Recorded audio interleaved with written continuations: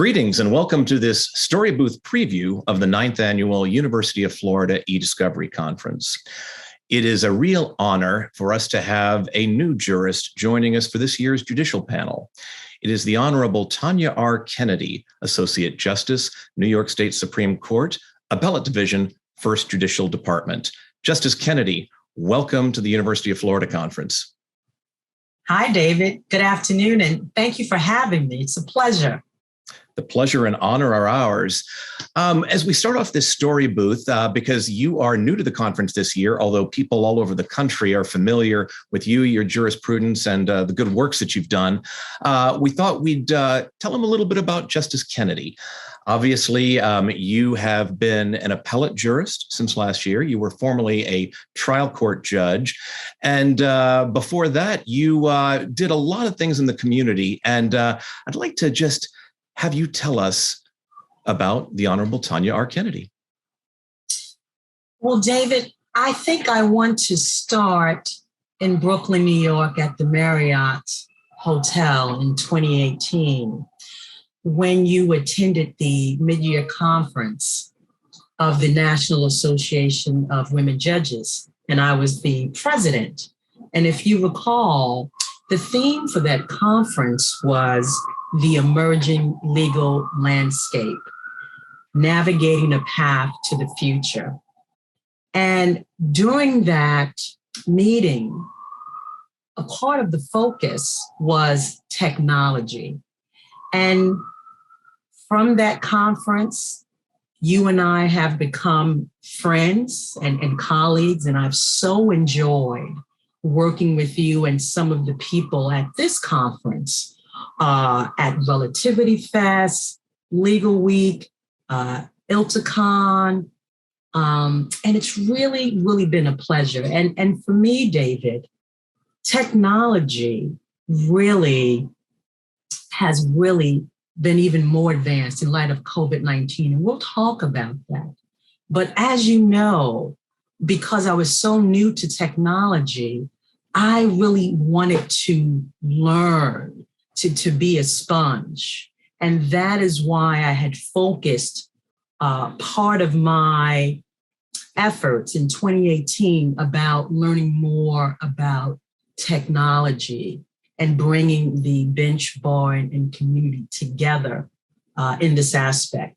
And I have to tell you that I'm still learning. And in light of what's going on with COVID-19, I think it's fair to say that once again, we are in this emerging legal landscape. And I think that this is really a great time for innovation and creativity. Thank you for the kind words, Your Honor, of course. And of course, obviously, we learn a lot from you. And you have been a major influence in technology conferences dealing with the law over the past few years. But you bring a perspective to the conference that is really valuable, I think, to anyone here, in that, first of all, you are giving us an insight into the state courts. We've had, of course, Judge Ralph Arteglair, who is a retired jurist from the state courts. But in e-discovery, we get wrapped up in the federal courts, even though the overwhelming majority of litigation appears in the state courts. In your position as a state court jurist, how do you feel technology has changed what you do, and the burdens that you have when technology perhaps doesn't go the way it should? Let me answer it this way, David. I think that technology really has advanced access to justice. I believe that technology has enabled the courts to become more efficient, has opened up let's say, the virtual courthouse doors to so many others who would be precluded from coming to court because of various life responsibilities. But certainly, I think it's a win-win for all the parties, lawyers, with respect to reducing the travel time, certainly for the clients as it relates to reducing the cost, certainly with respect to the litigants, if I just said, and also it is a safety mechanism as well, where you don't have crowds of people entering the courthouse. Certainly, there is nothing like the personal touch when we're talking about trials. But if we're dealing with a conference or a very simple hearing, certainly we can be more efficient by conducting those proceedings by virtual means. And the bottom line is that virtual courts, in some form or fashion, is here to stay. And I have to really commend the courts for really getting right in there and adjusting automatically to some unforeseen circumstances. And I think they've done a wonderful job. There are always snafus, but that is technology. Absolutely. Now, another diverse perspective that you give us, in addition to being a state court jurist, is being an appellate jurist. Once again, we get obsessed with the trial courts and what happens at the trial level, but your perspective being an appellate jurist is something new for the panel and unique. And keeping technology in mind, how have things changed from your life on the trial court bench as opposed to the appellate court bench? Not just from technology, but general. That's got to be a big switch. I mean, you're still a judge, a justice in a state court, one of the most populous states in the nation, I might add. But how have things changed? And I guess also, how have they stayed the same? I'm going to answer it this way. When I was a trial court judge, I had my own courtroom. And of course, you use the word I, or my. This is my order. I direct you to do this. And those have now disappeared because I'm now a part of a bench that hears oral argument and decides cases in a collaborative fashion. Certainly, we have so much to read. I'm reading 7 days a week. But the bottom line is there too, we've become more dependent upon technology as it relates to accessing various things from the cloud, conducting oral argument virtually, the admission ceremonies for new attorneys virtually. I'm happy to say that as of March 1st, we are returning back to the courtroom for in-person oral argument. And I will say that at the time when we did resume in person, the lawyers had expressed their gratitude by just being back in the courtroom, that it was such a good feeling to return to that majestic courtroom. And I know that all of us will have that same feeling when we return back on March 1st. You know, when we get to the judicial panel, which, by the way, gentle viewers, will be Wednesday, March 23rd. And when we get onto that discussion, we're going to talk about the various aspects of the virtual world and the role of judges in it. What do you think of the idea of being able to ascertain witness credibility or the personal touch that you mention? If in the remote world, people can send a text and it can be misinterpreted and there's no chance to explain. And the same goes for any sort of communication. But being there in person leads a difference. And if you go back to a virtual setting at some point, maybe that's the way of the future. What do you think about making those personal touches, making that credibility determination, and really knowing who's appearing before you? You know, I think it cuts both ways. That I've heard from practitioners that they can really tune in and look at the eye contact if people are making faces. And then, of course, this is without the mask.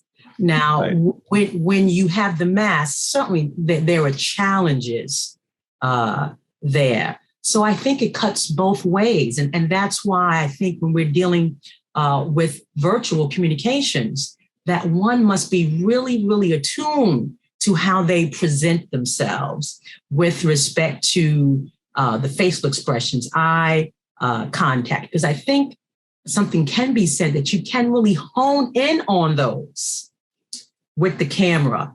Particularly, you have the appropriate lighting, the angles of the camera, and the like. So depending on how things are set up, those things are enhanced.